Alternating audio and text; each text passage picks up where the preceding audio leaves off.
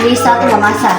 Nah, pada kesempatan saat ini di sini teman-teman sudah melihat, sudah terpampang dengan jelas bahwa ini adalah komponen-komponen perangkat keras komputer. Nah, pada kesempatan kali ini saya akan mengajak teman-teman untuk mengenal lebih dalam mengenai perangkat keras komponen komputer. Untuk itu, jangan lupa tonton sampai akhir. Oke, langsung saja. Pertama, di sini saya akan memperkenalkan komponen komputer, yaitu motherboard. Jadi teman-teman harus mengetahui bahwa motherboard ini adalah salah satu komponen komputer yang sangat penting. Motherboard ini biasa juga disebut sebagai papan induk atau papan utama, karena motherboard ini berfungsi untuk meletakkan beberapa komponen komputer. Contohnya seperti prosesor atau CPU, Central Processing Unit. Kemudian di atas prosesor terletak heatsink fan. Kemudian di sini ada beberapa slot dan port, tempat untuk menancapkan RAM.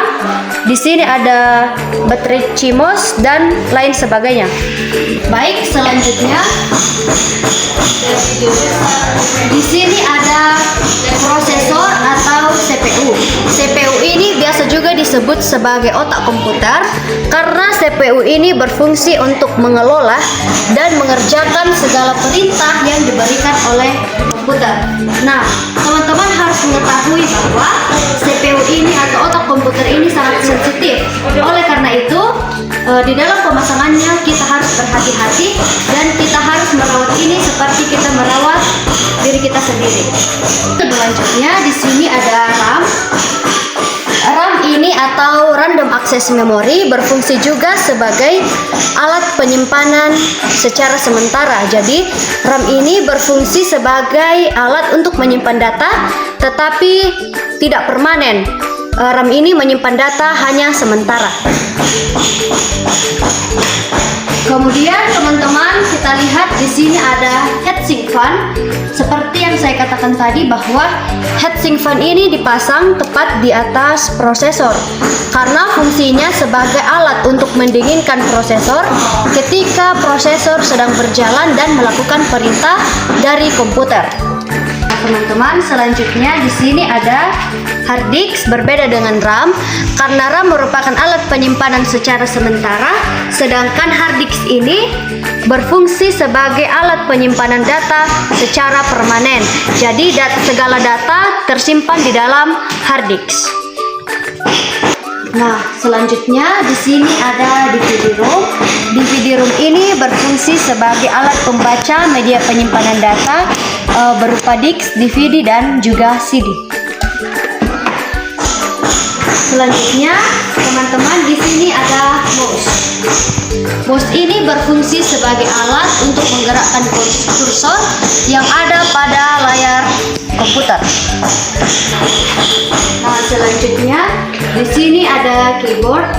Keyboard ini berisi perintah yang berfungsi untuk memasukkan perintah ke dalam komputer. Di sini terdiri dari angka, huruf, tanda baca dan beberapa simbol lainnya. Selanjutnya di sini ada power supply. Power supply ini berfungsi untuk menyuplai atau menyalurkan tegangan listrik ke beberapa komponen komputer. Selanjutnya di sini ada speaker. Speaker ini sebagai alat output atau alat pengeluaran yang fungsinya untuk mengeluarkan seperti suara, audio dan lain sebagainya dari berbagai sumber. Selanjutnya di sini ada stapel. Stapel ini berfungsi untuk menstabilkan tegangan pada arus listrik. Selanjutnya di sini ada proyektor. Proyektor ini berfungsi sebagai alat output untuk menampilkan gambar, video dan lain sebagainya kepada layar yang lebih besar atau layar lebar. Selanjutnya di sini ada casing. Casing ini berfungsi untuk meletakkan beberapa bagian komponen-komponen komputer seperti motherboard, seperti DVD dan juga hard disk. Tetapi selain berfungsi untuk meletakkan beberapa komponen-komponen komputer, casing juga ini berfungsi untuk melindungi komponen-komponen komputer dari kerusakan seperti sentuhan fisik atau kerusakan karena kemasukan air atau karena terkena panas. Selanjutnya yang terakhir, di sini ada monitor.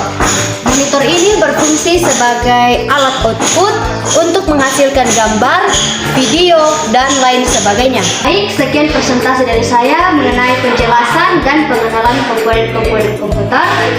Kiranya apa yang saya jelaskan pada saat ini dapat menginspirasi kita semua. Teman-teman, terima